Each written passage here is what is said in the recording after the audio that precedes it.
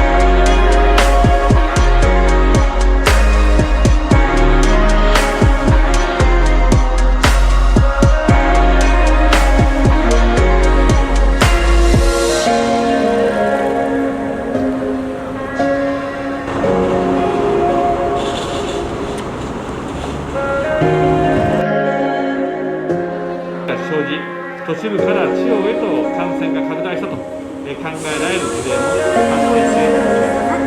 人混みに向かって自らを接触のリスクにされてしまう機会を変に慎みをお願いします。そのため規制を行っていただくなど外出自粛へのご協力をぜひお願いしたいと思います。